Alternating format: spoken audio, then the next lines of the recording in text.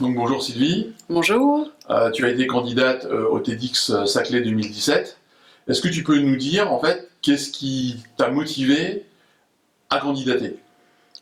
Alors moi, je suis une passionnée des TEDx et des TED parce que je les regarde depuis plusieurs années et j'aime bien cette idée de partager une idée à partir de son vécu. Et depuis longtemps intérieurement, je me suis toujours dit, moi aussi, je veux être là, moi aussi, je veux être sur YouTube, sur Internet et voilà, et parler de ce qui me passionne et en l'occurrence donc le conte.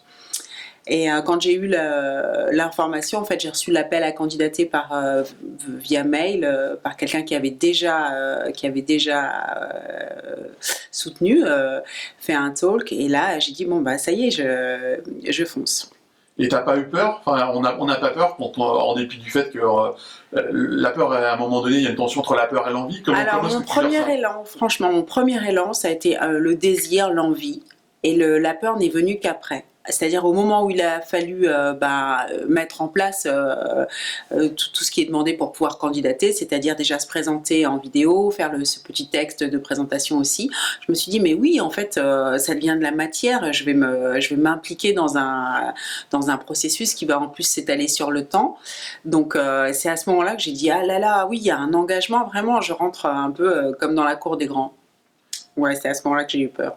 Et alors une fois que tu es retenu et puis que tu as le travail avec les coachs, qu'est-ce qui en ressort? Qu'est-ce que tu as appris? Est-ce qu'il y a des choses qui changent en toi? Alors retenu, pas tout de suite parce qu'il y a eu deux étapes.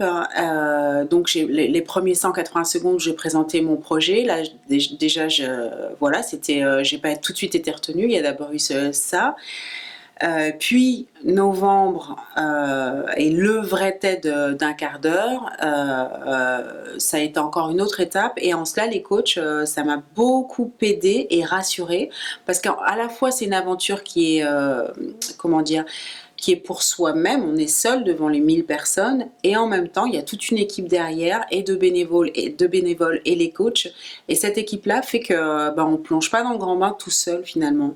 Donc pour moi, la vraie solitude, je l'ai ressentie au moment où j'ai entendu mon nom. J'avais le micro-casque et voilà, j'y vais comme un gladiateur va dans l'arène et ça commence. Et c'est bizarrement la solitude, je l'ai ressentie vraiment là. Et le challenge, l'aspect, il va se passer quelque chose et c'est moi qui vais porter tout ça, seul. C'est vraiment à ce moment-là que je l'ai senti, je pense, pour la toute première fois. Et une fois que l'expérience est terminée, alors qu'est-ce qu'il en reste? Qu'est-ce qu'on en retient? Alors déjà les rencontres. Moi, ce TED m'a permis de rencontrer des gens que j'aurais jamais rencontrés dans ma vraie vie. J'ai noué d'amitié avec un mathématicien, qui a une chaîne YouTube, donc j'ai participé à sa chaîne en disant un conte pour servir son propos.